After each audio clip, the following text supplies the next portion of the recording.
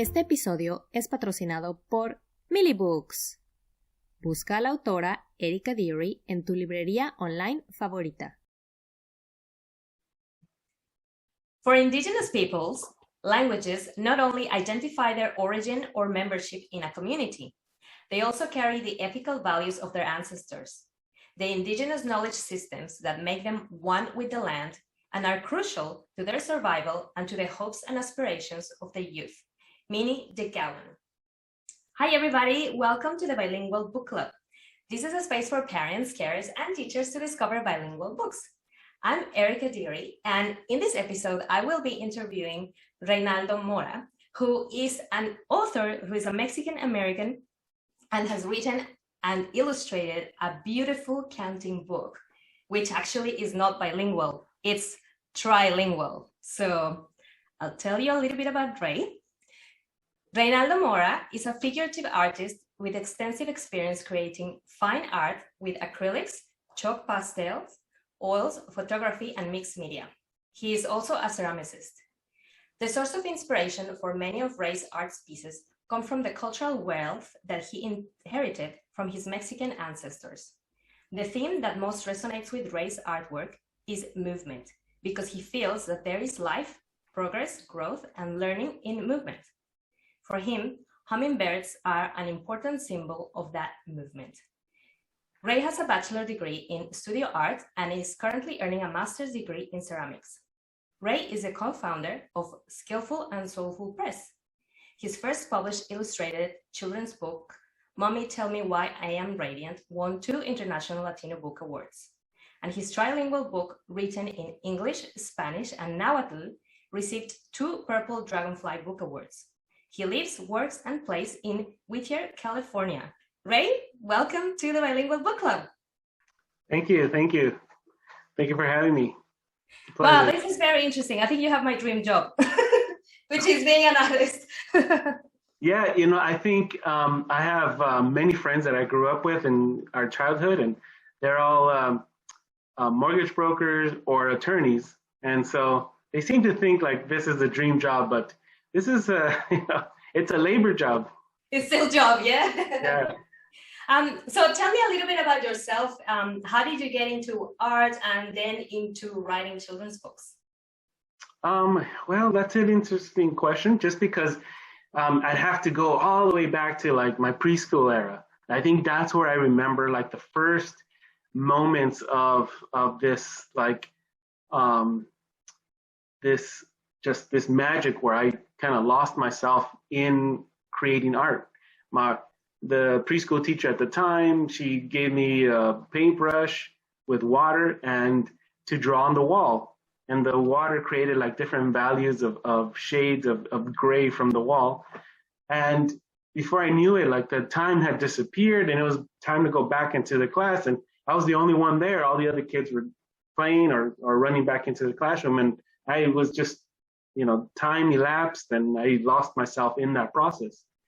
And ever since then, I think that's what happens to me when I'm creating art is I get lost in the process. And it's definitely been like a cathartic experience too. When you create art and you get lost in it, it's that's why I do it. It's very it helps my mental health. Oh yeah, absolutely. It puts you in a state of flow, right? Like, because I have the same when I'm illustrating my books and I'm just writing or something. It's like you just forget time, forget everything. So yeah, good. So you were born in the U.S.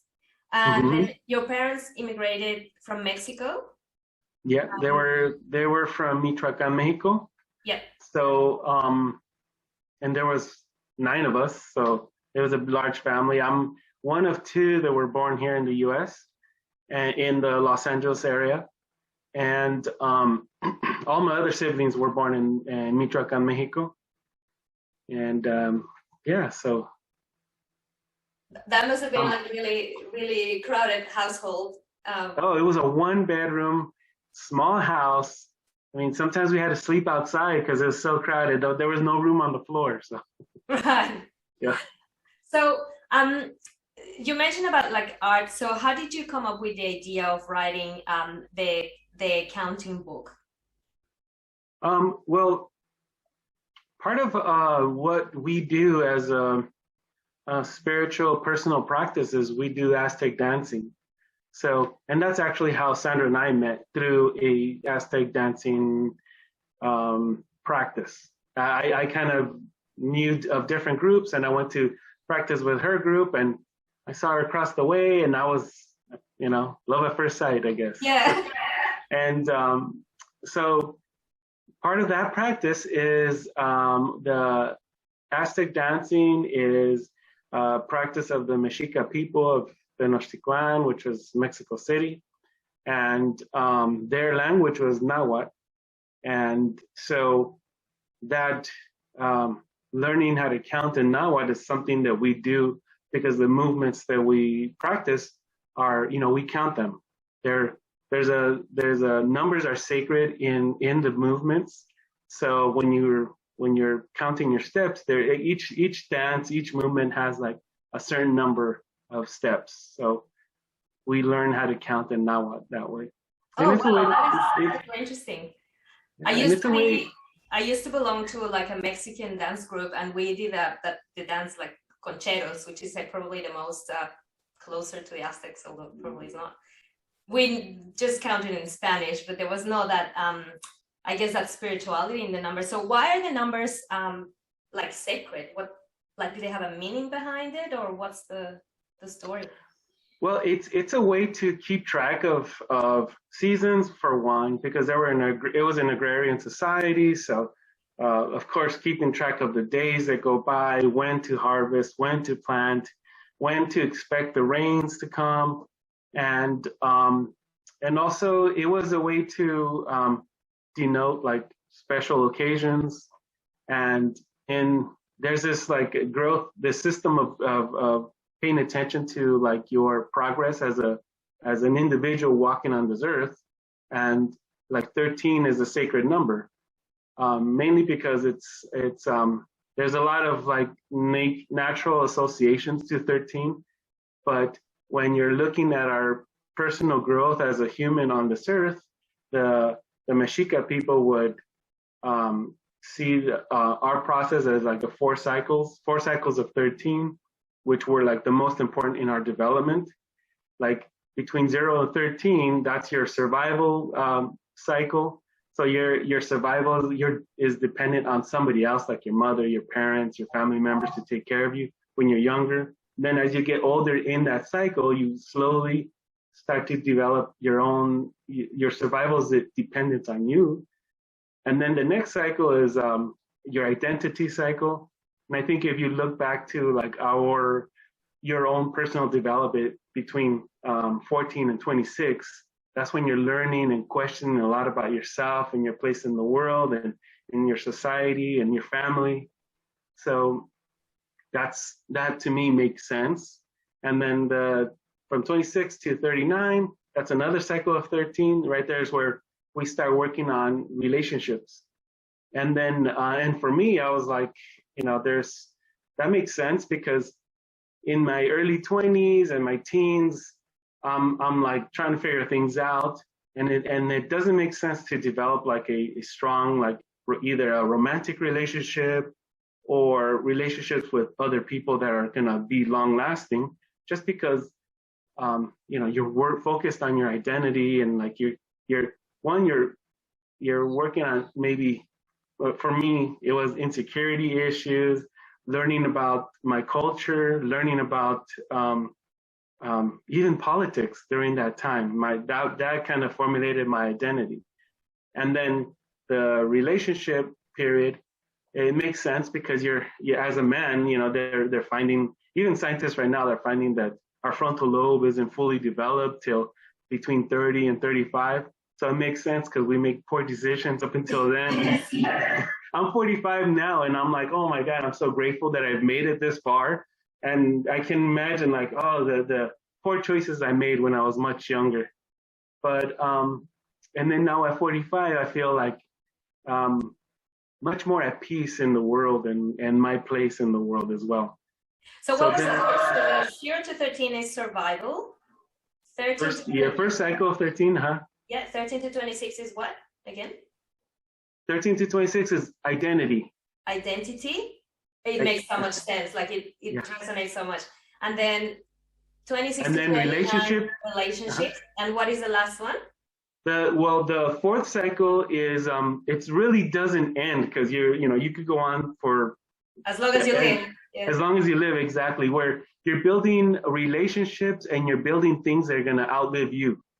So that, you know how there's we have El Dia de los Muertos, or we have ceremonies like that where we put people that matter to us in our life on an altar and remember their value to us in our society, and what they brought to our family or to our society.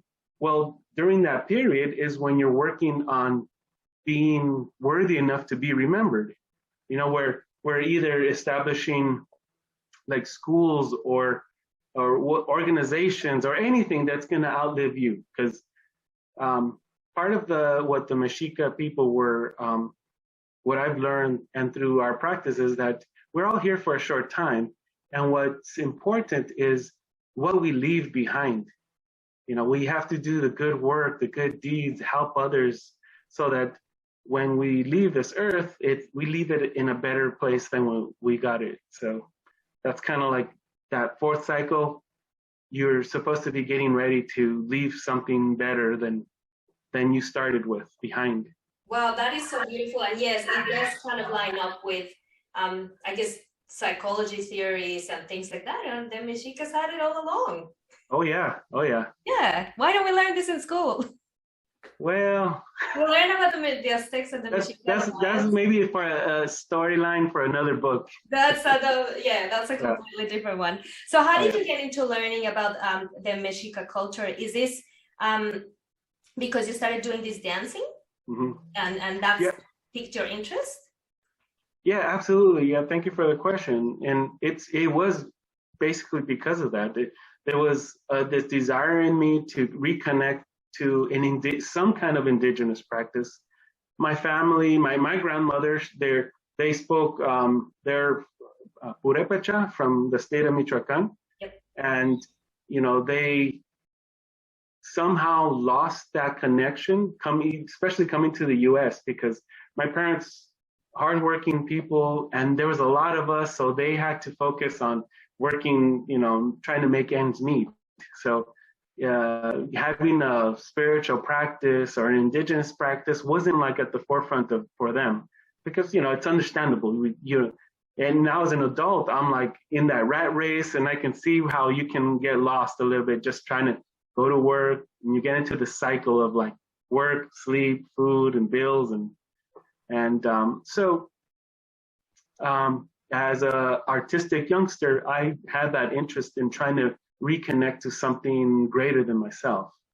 And in LA, in Los Angeles, there's a lot of different Aztec dancing groups.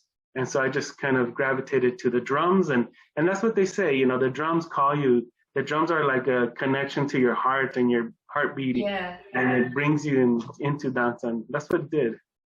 Oh, fantastic. It's so interesting to learn how sometimes there's this one thing that resonates with you and you're drawn to it, and it can open a big door of like possibilities. So and that led to your book. So let's talk about your book. Hey, antes de seguir con la entrevista te quería platicar algo.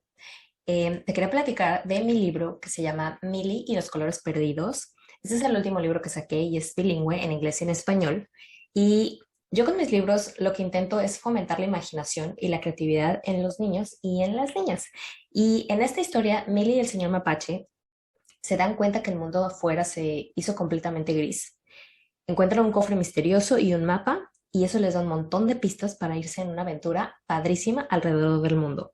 Entonces, si tú estás buscando libros bilingües, un libro que le ayude a los niños a aprender a los colores, un libro que ayude a aprender un poquito de geografía, un poquito de nombres de países, un poquito acerca de los adjetivos, cómo los formamos en una oración y acerca del vocabulario en inglés y en español, este es un libro que puede ser para ti, así que no se te olvide, puedes buscarlo en Amazon, puedes buscarlo en Barnes & Noble, puedes buscarlo en cualquier librería online. Solamente busca Erika Deary, Erika con K, y Deary W-E-R-Y, o busca Milly y los colores perdidos en tu librería online favorita. Seguimos con la entrevista. What is your book called, and how did you decide to make it trilingual? Well, the book is called, let me see if I can hold it up. It's called Hummingbird, Colibri, and We Sleep. We Sleep is the, well,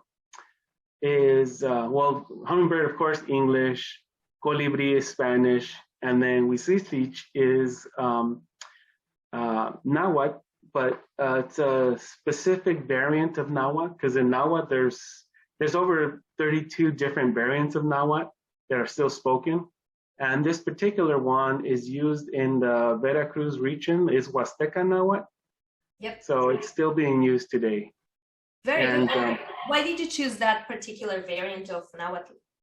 Because it's more connected to an indigenous native speaking tradition.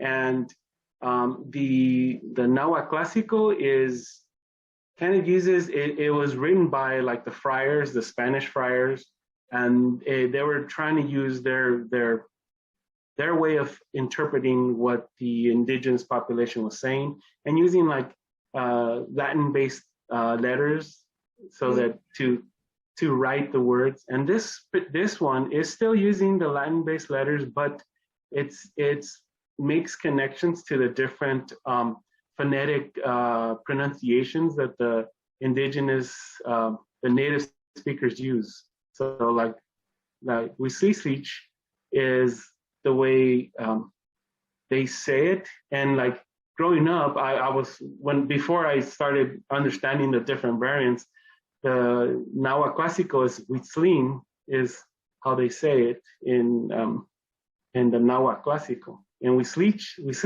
is the way the Azteca Nahuatl is, they use that method. Wow, that is fantastic. So it's like it's a list tainted by the colonizers. Is that? Well, yes. It's like a recovery, I guess you could say. Yes. The recovery of that traditional practice of language. Yeah. And my wife, you interviewed my wife, and part of what we're trying to do is encourage multilingualism, not just like one language or two languages. And for me, part of what's important is to highlight that, hey, you know what? There was other languages being spoken here on these lands, on this continent, before, it wasn't like discovered and nobody was here. This was people, there was thriving cities, there was a whole metropolitan indigenous city, and they were using multi-languages, like they were speaking Maya, Mixtec, so many different languages. And Mexico has like one of the largest collection of indigenous languages in any country around the world. And we, the Spanish is the one that's used for business and a lot of things around the world. But I'm trying to highlight indigenous languages so they don't get forgotten. Yeah, exactly. And also something that is happening around the world, like obviously in Mexico, but here in Aboriginal Australia, some languages are also being lost. And it's so good that there's people like you who are making sure to highlight them and remember, because they're part of our culture. Even in Spanish from Mexico, we use words from Nahuatl, like papalote is like one of my favorite words, and because it means butterfly. And I think the fact that we open those floodgates to children to realize that there are other languages. And I have to say, I'm embarrassed that I did not know that Nahuatl had so many variants. And if you think about it, like, yes, it was such a big empire. And of course, back then with the technology, they were going to change a little bit because Mexico is really big. And, now we travel in the highway in 8 hours, we can be in one state or the other. But back then it wasn't like that. It would be days, months. Yeah. And also the Mexica people were nomadic. Yeah. And the origin story is that they came from a mythological land called Aztlán, which is in the north where United States is, or in that the prairie lands. And you can also find like some Nahuatl words spoken by the indigenous populations here in the United States too. Wow. Yeah. So, Yeah. So this is how big the Aztec Empire was. And it just like, we speak English a little bit different in the US or a little bit different in Australia, because now the world is a bit smaller, but the same. Yeah, and I don't know if empire is the right phrase to use, because empire is like a European thing, like the Roman Empire, but it was more like their influence and their movements and also trade between the people of the north and trade from people of the south as well. Like the Mayan and the even I think the Inca where you could see like some of their art and sculptures were found in around Tenochtitlan, the Aztec, the Mexica people had a lot of, like they were art collectors, like a lot of the iconography that they use, like Quetzalcoatl or like the feathered serpent wasn't theirs originally. It's just when they came into the area, they like the Teotihuacan was people, they were building pyramids like something like 500 years before the Aztec showed up, before the Mexica showed up. And so they used some of their influence to build and create art in their city as well. Wow, that is fascinating. I would love it if we would, like, if children in Mexico could learn, like, because it would focus a lot in obviously learning like Spanish, because that's what like the official language, but then and English, because the US is like our neighbor, and we need it for business, we need it for better work opportunities. But I would love schools to focus on learning indigenous languages, because it's not just the history of this is what the Aztecs did and this is what the Mayans did, and you have to repeat and learn the dates. It would be interesting to see if kids are learning it, but yeah, it would be really cool to have children, say from Mexico City, learning a little bit of Nahuatl in their school and making it part of the curriculum. Yeah, like in where you see like the indigenous practice of their language you can see that a lot in Oaxaca. Oaxaca is a state where they're encouraging to hold on to their native language, their native tongue. And in there too, it's so many different languages too. It's not just like one that's the dominant language. Yeah. Fantastic. So how did you go about the illustrations? What technique do you use? Because I was looking at the PDF you sent me and I'm like, how did he do it? Well, I guess like anything else, it starts with often an idea, and ideas are created on little thumbnails like this here. This is the storyboard to create the thumbnails, and then I'll draw it out a couple times, with different using different colors to kind of like say, okay, I like this about that, or I don't, and then my final rendering is a watercolor, and I use watercolor, gouache, and color pencil. Fantastic. And then from there we scan it digitally and we put it in a book layout. Wow. I noticed you put the little squares, for people who are in YouTube you can see, but in the book, I'm just going to describe them for people who are in the podcast. Very colorful, very bright, and each page has the number and then one square. So is that how they are represented in no, novel? this is I know that there's different ways to represent counting in the Mexica traditions or the codices. It could be a little circle, a dot, and then it goes up from there, like a circle, a dot, and a line underneath. That means 6 because the line is 5. But I was just trying to create something that would give like children something else to count. Well, at the same time, it created like this. At the end, you can see it created like this little pyramid, and I was like, oh, that's kind of interesting. So because the Mexica people were creating pyramids. Oh, of course, yeah. So it's just kind of like a build-up of little squares to give the reader, the children, to kind of a focal point to count. So you can count the hummingbirds, and you can count the little squares that develop.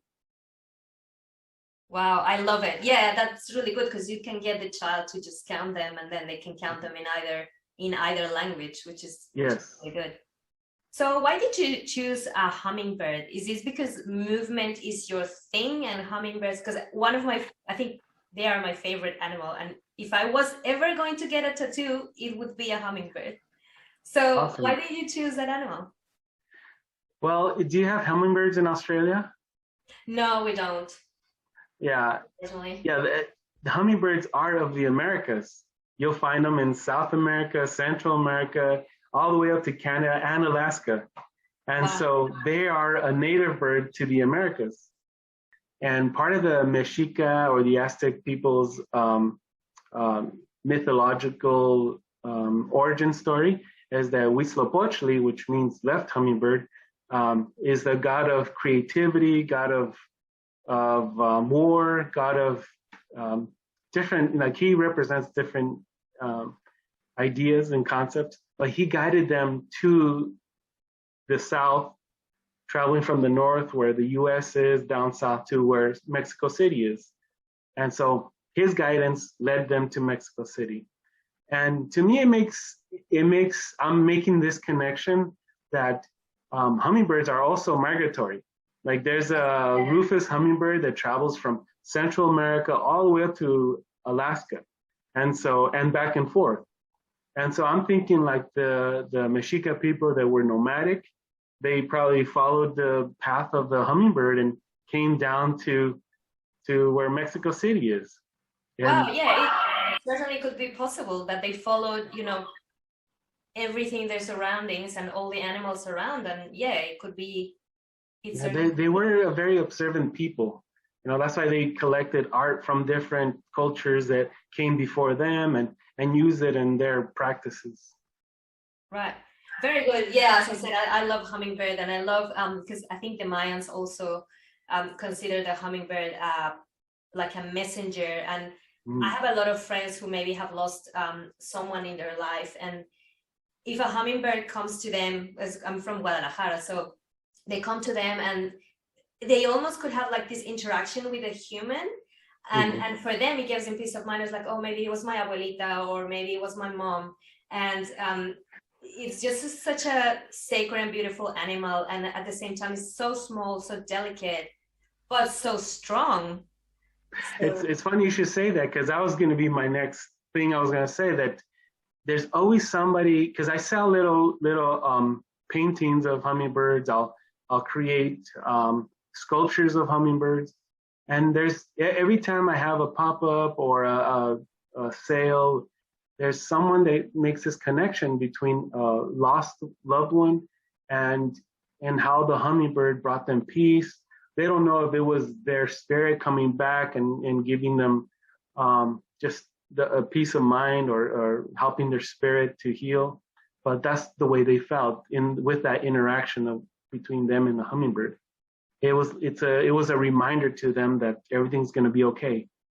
And then the Mexica also, I got to go back to another story of the Aztec Mexica people, that they believe that a worthy warrior and a woman that passed away in childbirth were spirits who were worthy enough to come back as a hummingbird. Wow. So that was part of their tradition. Yeah. Wow, that's really beautiful. And yeah, it's so funny how people do that connection. And maybe it's something that has been happening from generation to generation to generation, that we still talk about that. Oh, I saw a hummingbird, like maybe it was the spirit of my mom or my partner or something. And it gives you that peace, which is really nice. Oh yeah. And they move around so fast, so they're agile, they fly upside down and they fly in reverse. They're the only birds that could do that. And yet they're able to pause and enjoy the nectar of the flowers and the beautiful things that we we maybe in our fast pace we might take for granted, like there's a beautiful flower there. They actually pause and enjoy the nectar, and they're also a reminder to us to take time for ourselves and our mental health, our spiritual health, and enjoy the beautiful things of this world. Yeah, amazing.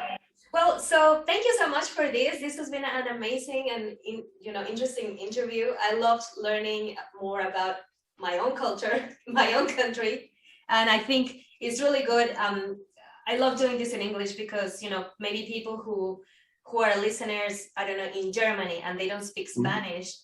I just love that we can showcase how amazing the Mexica were and the vast culture that we had in Mexico many years ago, many years even before the Spanish arrived. So on these board books, these concept books will be highlighting in indigenous language. So the next one will be Otomi, which was my wife's family's original language, and then which is another indigenous language in Mexico. And then the third one will be Navajo. And then we'll do Quechua, which is the Mayan language. So the hope with these board books will be to highlight indigenous language. And also, I was just thinking, like you mentioned about you like to have these interviews in English, and to me, I speak both languages, fairly okay. I'm okay English, I'm okay Spanish too. But growing up, yeah.